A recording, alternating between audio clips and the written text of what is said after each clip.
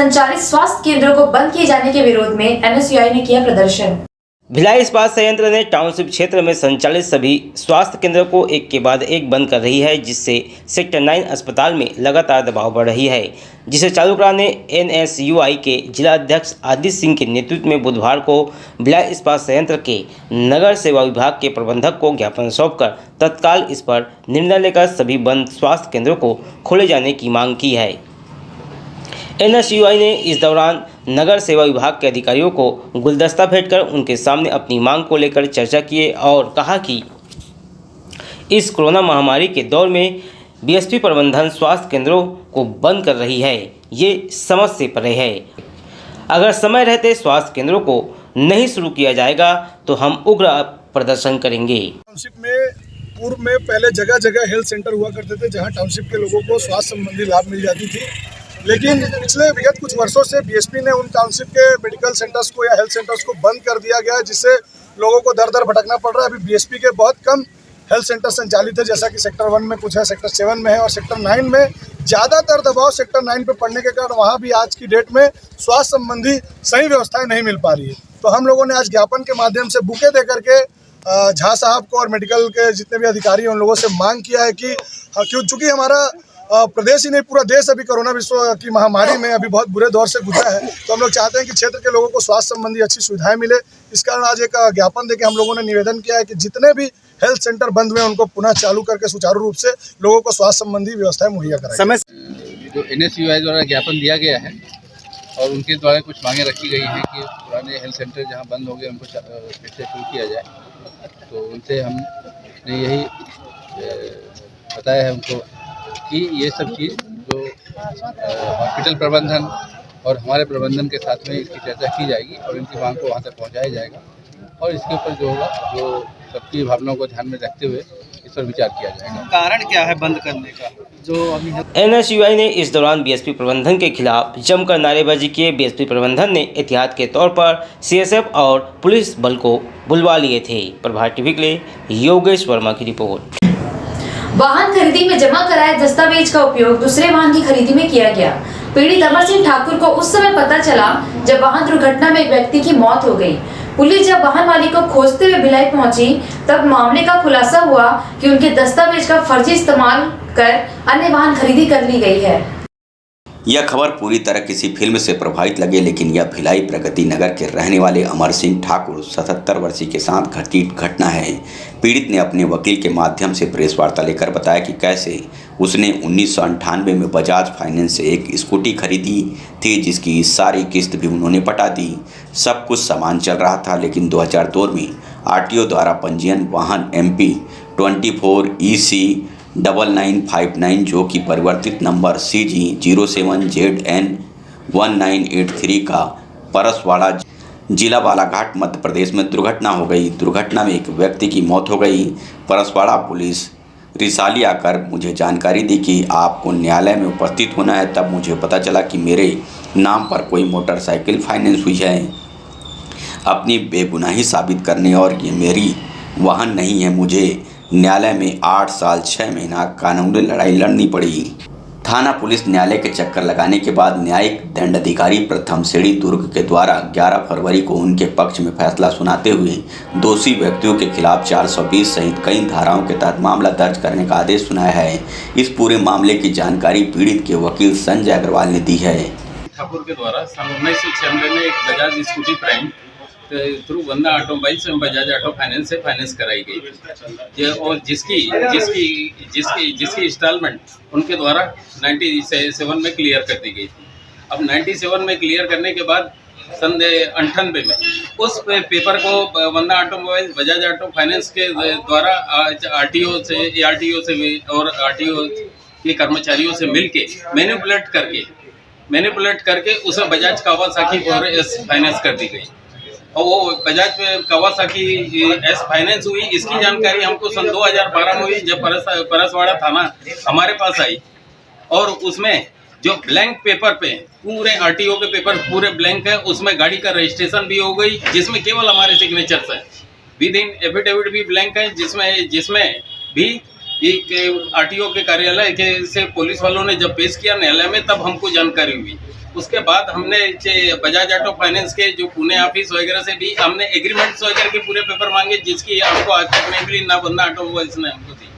अब इसके बाद हमने थाना सुपेला में, थाना नेवई में, तो परसवाड़ा थाना में विदिन हमको यानी शिकायत की है, एसपी को की है, आईजी को की है। तो हमको पता चलता था कि नेवई थाना नहीं, सुपेला थाना जुरिडिक्शन है। सुपेला थाना वाला आजाद थाना रायपुर भेज दिया, वहाँ आईजी को कंप्लेन की है, तो आईजी ने हमको सुपेला थाना वापस भेज दिया। अभी क्या चाह रहे हैं?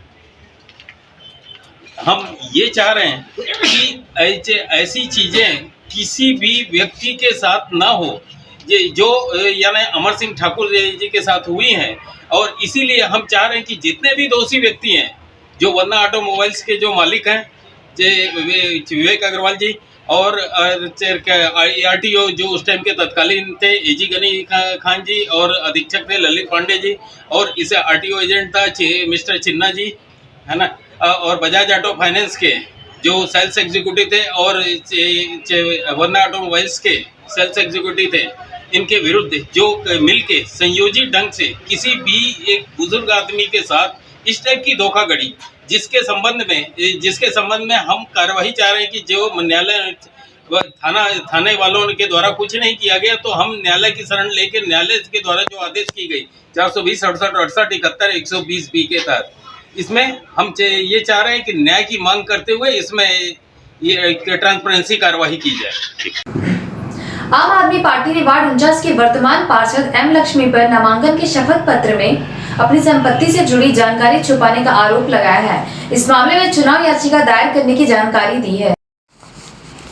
आम आदमी पार्टी ने प्रेस वार्ता लेकर भिलाई नगर निगम वार्ड 49 वर्तमान पार्षद एम लक्ष्मी द्वारा अपने नामांकन में जानकारी छुपाने का आरोप लगाया है। उनका कहना है कि भिलाई नगर पालिक निगम में अभी कुछ दिन पूर्व ही निगम चुनाव संपन्न हुआ। इस चुनाव में वार्ड 34 निवासी एम लक्ष्मी पति एम अप्पा राव ने वार्ड 49 से कांग्रेस पार्टी से महिला प्रत्याशी ने नामांकन भरकर पार्षद पद का चुनाव जीता और पार्षद बनी। लेकिन एम लक्ष्मी ने अपने नामांकन शपथ पत्र में उन्होंने अपनी संपत्ति से जुड़ी जानकारी छुपाई। सूचना के अधिकार के तहत निकाली गई जानकारी में एम लक्ष्मी उजाला महिला स्व सहायता समूह की अध्यक्ष है तथा वर्षों से उनका समूह ऋण वितरण एवं संकलन का कार्य कर रहा है। ऐसा उन्होंने शासकीय राशन दुकान के आवंटन में दिए भरे गए आवेदन पत्र में स्वयं लिखा है। सूचना के अधिकार के तहत जानकारी के अनुसार उजाला महिला स्व सहायता समूह की बचत राशि 3,32,930 रुपये है। इस समूह का अकाउंट HDFC बैंक चिखली दुर्ग में है, जबकि नामांकन में नंबर न अकाउंट राशि नहीं समूह का उल्लेख है, जबकि यह अकाउंट 30/10/2020 को खोला गया था। सूचना के अधिकार के तहत जो जानकारी मिली है, राशन दुकान के आवंटन के लिए भरे गए आवेदन में अध्यक्ष के रूप में उनका हस्ताक्षर एम अंग्रेजी में तथा लक्ष्मी हिंदी में है, जबकि इसके विपरीत नामांकन में उनका हस्ताक्षर एम अंग्रेजी में तथा लक्ष्मी तेलुगु में है। क्या सही है यह कि लक्ष्मी ने अपने स्वयं के या पति एवं बच्चों के आवासीय तथा व्यावसायिक संपत्ति का कोई विवरण नहीं दिया है? जब कोई संपत्ति ही नहीं, ना घर है ना दुकान है, फिर यूनियन बैंक के 11 लाख रुपये लोन कैसे मिले? जिलाधीश ने 6/3/2021 को उजाला महिला स्व सहायता समूह को शासकीय राशन दुकान आवंटित किया था। राशन दुकान आवंटन की यह भी एक शर्त है कि प्रतिभूति स्वरूप 5,000 रुपये का राष्ट्रीय बचत पत्र या किसान विकास पत्र लेना होता, इसका भी उल्लेख नहीं है। आम आदमी पार्टी आज उसने प्रेस वार्ता ली है इस सब्जेक्ट को लेकर के कि वार्ड 49 कांग्रेस पार्षद एम लक्ष्मी, जिन्होंने पार्षद चुनाव में जो नामांकन भरा था उसमें जानकारी छिपाई। उन्होंने अपने नामांकन में लिखा है कि उनके पास घर दुकान कुछ भी नहीं है। अगर घर दुकान कुछ भी नहीं है तो उनके जो संस्था है उजाला महिला स्व सहायता समूह, उसमें उन्होंने लिखा है कि वो लोन वितरण का काम करती हैं। पहला व्यवसाय ये हो गया। दूसरा, उस समूह के नाम पर राशन दुकान आवंटित है। तीसरा, यूनियन बैंक ऑफ इंडिया से उनको 11 लाख रुपए का लोन मिला है। आपके पास कुछ संपत्ति है तभी तो बैंक आपको लोन देगी, उसके बगैर आपको लोन देगी कैसे? मॉर्गेज आप क्या करेंगे? ऐसे बिना बंधक के लोन देती नहीं है कोई भी बैंक। तो इसका मतलब आपने संपत्ति को छुपाया है। नामांकन में हस्ताक्षर अलग हैं और जो राशन दुकान के आवंटन का आवेदन पत्र है उसमें हस्ताक्षर अलग है। ऐसी बहुत सारी जानकारी है जो उन्होंने छुपाई है। इसके अलावा पार्षद का नामांकन भरने के पहले उनके नाम पर, उनके जिस महिला स्व सहायता समूह की वो अध्यक्ष है उनके नाम पर राशन दुकान आवंटित है, उसका उन्होंने जिक्र नहीं किया है। और पार्षद अगर वो बन गई हैं तो उनको पहले ये छोड़ना चाहिए था। पार्षद रहते हुए वो राशन दुकान का संचालन नहीं कर सकती। इसी की शिकायत हमने जिलाधीश महोदय को की थी। क्या बोलेगी रद्द? नामांकन रद्द होना चाहिए। कांग्रेस सरकार कांग्रेस पार्षद की नामांकन रद्द करेगी ऐसी उम्मीद कम है। हम लोग चुनाव याचिका फाइल करेंगे। हमें जो प्रोसीजर को फॉलो करना था, जिलाधीश को शिकायत करनी थी, हमने की। नेक्स्ट चुनाव याचिका फाइल करना ही इसका प्रोसेस है। बीएम शाह हॉस्पिटल द्वारा संचालित गिदोड़ी देवी मेमोरियल चैरिटेबल हॉस्पिटल एवं रिसर्च सेंटर जनरल सर्जरी, हड्डी रोग, जनरल मेडिसिन, प्रसूति एवं स्त्री रोग, शहर के जाने माने डॉक्टरों द्वारा इलाज की सुविधा। हॉस्पिटल में सर्व सुविधा युक्त ऑपरेशन थिएटर, दवाई की दुकान, प्राइवेट रूम सहित अनेकों सुविधाएं। आयुष्मान कार्ड के तहत इलाज की विशेष सुविधा। पता G road, new Khursipar, Bhilai. Phone number 07140510001। Mobile number 8821030555। तांबा, पीतल, कांसा, aluminium, stainless steel, cooker, mixie सभी प्रकार के बर्तनों के चिल्लर एवं थोक विक्रेता। यहाँ पर कुकर, मिक्सी, गैस चूल्हा बनाए जाते हैं। अनुराग मेटल शॉप नंबर 10, नेहरू भवन road, Supela, Bhilai. Mobile number 9827187008।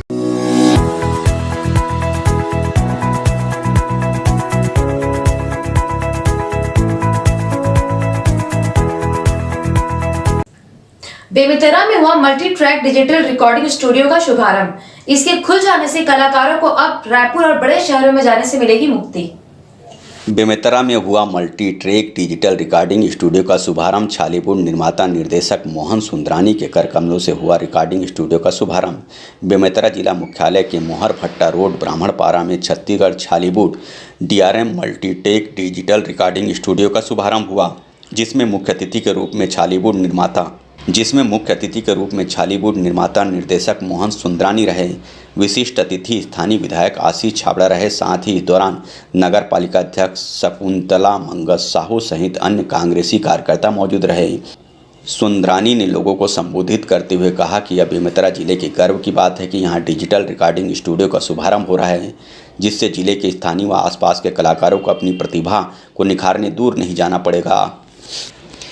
वे जिला मुख्यालय में अपनी प्रतिभा को आवाज़ दे पाएंगे और छत्तीसगढ़ का नाम रोशन करेंगे। यह सब कहते हुए उन्होंने रिकॉर्डिंग स्टूडियो संचालक धनंजय मिश्रा एवं देवराज मिश्रा को शुभकामनाएं दी।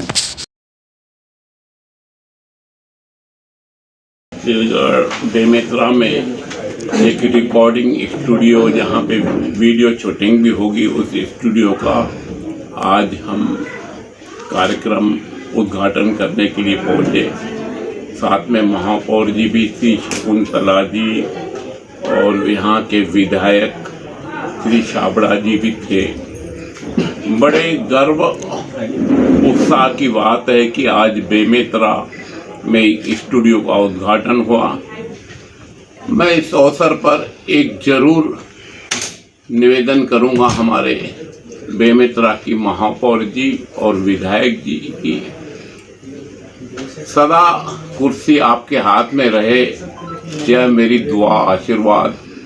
मगर प्रत्यक्ष अप्रत्यक्ष रूप से इन कलाकारों को प्रोत्साहन देंगे निश्चित।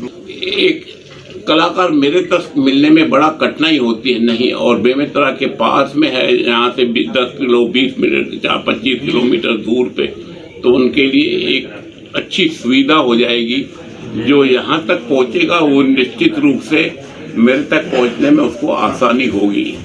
इस स्टूडियो का जो भी स्टूडियो में गाएगा या एक्टिंग करेगा, जरूर मैं अपने चैनल द्वारा प्रसारण करके पूरे हिंदुस्तान में, पूरे वर्ल्ड में उसको फेमस करने का प्रयास करूंगा। बेमेतरा में बॉलीवुड के हमारे कलाकारों के द्वारा म्यूजिक स्टूडियो का आज शुभारंभ किया गया है, जिसमें हमारे आदरणीय मोहन सोनोवाल जी की उपस्थिति में नगर पालिका अध्यक्ष शकुंतला मंगल साहू जी के कर कमलों से आज का ये कार्यक्रम संपन्न होने जा रहा है। मैं अपनी ओर से सभी को बधाई और शुभकामनाएं अर्पित करता हूँ। क्या फायदा मिलेंगे सर कलाकारों के? देखिए, इससे लोक कलाकार के और छत्तीसगढ़ के स्थानीय कलाकार, छत्तीसगढ़ में और बेमेतरा, अगर हम जिले की अगर बात करें तो बेमेतरा जिले के गांव-गांव में बहुत अच्छे कलाकार यहाँ पे हैं, लेकिन एक अच्छा स्टूडियो नहीं होने के कारण उनको रिकॉर्डिंग के लिए दूर जाना पड़ता था, खर्चे भी होते थे। लेकिन मुझे ऐसा पूरा विश्वास है कि बेमेतरा में स्टूडियो खुलने के बाद यहाँ के स्थानीय कलाकारों को अपनी कला का प्रदर्शन करने का एक अच्छा अवसर भी मिलेगा। लोह इस्पात उद्योग के क्षेत्र में अग्रणी भिलाई इस्पात संयंत्र के द्वारा अब हाई स्पीड ट्रेन और मेट्रो ट्रेन के लिए भी रेल पाथ बनाए जाने लगे हैं। आत्मनिर्भर भारत को लेकर संयंत्र अपनी स्थापना काल से ही लगातार नित नए कीर्तिमान गढ़ता आ रहा है। समुद्र में सामरिक क्षमता की बात हो या फिर हो अंतरिक्ष में रॉकेट भेजकर ताल ठोकने की, या हो भारत को अंतर्राष्ट्रीय स्तर पर उच्च गुणवत्ता वाले लोह इस्पात प्रतिस्पर्धा में आगे रखने की हर चुनौती पर स्टील अथॉरिटी ऑफ इंडिया के कमाऊ सपूत कहे जाने वाले भिलाई इस्पात संयंत्र ने भारत को हमेशा आगे रखा है। लंबी रेल पातों के अलावा अब उस पर तेज रफ्तार से सर पर दौड़ने वाली आधुनिक हाई स्पीड मालवाहक और सवारी रेलगाड़ियों की उच्च गुणवत्ता वाली रेल पातों का निर्माण भी अब भिलाई इस्पात संयंत्र में किया जाने लगा है। इसको लेकर बीएसपी के पीआरओ के जीएम सुबीर कुमार दरियप्पा ने जानकारी दी। और भारतीय रेलवे के अन्य अलग अलग कॉरिडोर्स में इसका इस्तेमाल किया जाएगा, क्योंकि इसमें 6 जो मतलब सहने की शक्ति जो है ज़्यादा है। मेट्रो परियोजनाओं में जैसे आपको मालूम होगा कि ट्रेन की स्पीड बहुत जल्द बढ़ती है और ब्रेक भी बहुत तेज़ी से इनको मारना पड़ता है, तो इससे रेल का जो सतह है वो उसकी 6 जल्दी होती है। तो इस वजह से जो है इस पर्टिकुलर ग्रेड की रिक्वायरमेंट भारतीय रेलवे के लिए हमने बनाकर पूर्ण करेंगे आने वाले दिनों में। हाल फिलहाल में जो है ऐसी इस ग्रेड की रेल भारत जो है इंपोर्ट करता है, तो आने वाले दिनों में अन्य और इस्पात की ग्रेडों के साथ साथ ये इसकी रिक्वायरमेंट भी हम देश में ही पूरा किया जाएगा। छत्तीसगढ़ जूनियर बालिका हॉकी टीम के लिए चयन स्पर्धा 12वीं हॉकी प्रतियोगिता में मिलेगा चयनित खिलाड़ियों को मौका। छत्तीसगढ़ हॉकी की जूनियर बालिका हॉकी टीम हेतु एक दिवसीय चयन स्पर्धा का आयोजन अंतर्राष्ट्रीय हॉकी स्टेडियम राजनांदगांव में आयोजित की गई, जिसमें छत्तीसगढ़ हॉकी से मान्यता प्राप्त जिले के कुल 66 हॉकी खिलाड़ियों ने भाग लिया। छत्तीसगढ़ महासचिव मनीष श्रीवास्तव ने जानकारी देते हुए बताया कि आगामी 23 मार्च से 3 अप्रैल तक काकीनाडा आंध्र प्रदेश में 12वीं हॉकी इंडिया राष्ट्रीय जूनियर बालिका हॉकी प्रतियोगिता आयोजित की जा रही है। इस हेतु राज्य की टीम के संभावित खिलाड़ियों का चयन स्पर्धा की गई। चयन स्पर्धा में उत्कृष्ट खेल के प्रदर्शन के आधार पर 25 खिलाड़ियों का चयन किया गया। चयन पश्चात 25 संभावित जूनियर बालिका हॉकी खिलाड़ियों को प्रशिक्षण शिविर बहुत जल्द अंतर्राष्ट्रीय हॉकी स्टेडियम राजनांदगांव में आयोजित की जाएगी। ये पूरे छत्तीसगढ़ से बच्चे हैं और साई हॉस्टल राजनांदगांव के भी बच्चे हैं। तो ये 23 मार्च से काकीनाडा आंध्र प्रदेश में है इंटरनेशनल चयन किया गया है। आज जूनियर नेशनल के लिए ये बालिकाओं के लिए ये चयन लिया जा रहा है, जिसमें ये छात्राएं कम से कम 25 छात्राएं इस कैंप में ली जाएंगी और ये हमारे आंध्र प्रदेश में कर्णिंगना में ये प्रतियोगिता होनी है, जिससे हमें इसमें मुझे विश्वास है कि ये बच्चे अच्छा खेलेंगे और अच्छा परफॉर्म करेंगे और हमारे देश का नाम रोशन करेंगे, अपने स्टेट का नाम रोशन करेंगे। और पहुँचे कहाँ से पहुँचे? मैं दुर्ग से हूँ। मैं यहाँ अंतर्राष्ट्रीय हॉकी स्टेडियम राजनांदगांव में जूनियर बालिका का ट्रायल देने आई हूँ, जो आंध्र प्रदेश में है। 23 तारीख से स्टार्ट है, जो 3 अप्रैल को लास्ट डेट है इसका, जो हम लोग जूनियर बालिका में ट्रायल देने हैं। जी, मैं यहीं छत्तीसगढ़ से कबीरधाम जिले से हूँ। यहाँ मैं अंतर्राष्ट्रीय हॉकी स्टेडियम नांदगांव में नेशनल ट्रायल देने के लिए आई हूँ। हमारा नेशनल आंध्र प्रदेश में 23 से 3 तारीख तक आयोजित है, जिसके लिए हम सिलेक्शन के लिए यहाँ ट्रायल देने आए हैं। मैं छत्तीसगढ़ राजनांदगांव से हूँ। यहाँ अंतर्राष्ट्रीय हॉकी स्टेडियम में जूनियर बालिका का ट्रायल हो रहा है, जो आंध्र प्रदेश में 3 मार्च से 23 मार्च से 3 अप्रैल तक के हैं। उसके लिए हम सिलेक्शन के लिए आए हैं। जिले के साजा विधानसभा क्षेत्र के ग्राम पंचायत राखी के गोठान में लगे केले के छिलके से रेशा व रस से केमिकल बनाने की मशीन का छत्तीसगढ़ के कैबिनेट एवं कृषि मंत्री रविंद्र चौबे ने उद्घाटन किया। छत्तीसगढ़ के कैबिनेट एवं कृषि मंत्री रविंद्र चौबे ने जिले के साजा विधानसभा क्षेत्र के ग्राम पंचायत राखी के गोठान में लगे केले के छिलके से रेशा एवं रस में केमिकल बनाने की मशीन का उद्घाटन किया। इस दौरान स्व सहायता समूह की महिलाओं ने कृषि मंत्री को केले के रेशे से बने साफा को पहनाकर स्वागत किया। वहीं मंत्री चौबे ने उत्कृष्ट कार्य के लिए महिला स्व सहायता समूह की महिलाओं का हौसला भी अफजाई किया। गोठान में गोधन न्याय मिशन के तहत हम पूरे छत्तीसगढ़ के 11,000 गोठानों में रूरल इंडस्ट्रियल पार्क बनाने जा रहे हैं। तो उसकी शुरुआत केले के रेशे से कपड़ा बनाने का छोटा इंडस्ट्री यहाँ हमारी महिला समूह की बहनों के लिए उसका इनॉग्रेशन करने आया था। और सौभाग्य है कि अब आदरणीय मुख्यमंत्री जी ने जो ग्राम स्वराज योजना की शुरुआत की है स्वराजी गांव योजना के रूप में, और उसमें उन्होंने निर्णय लिया है हम अपने गोठान को रोजगार का केंद्र बनाएंगे, उत्पाद का केंद्र बनाएंगे, कुटीर उद्योग हम वहाँ लगाएंगे। उसकी शुरुआत आज हमारे राखी की इस गोठान से हो रहा है। मैं आप सबको शुभकामनाएं देता हूँ।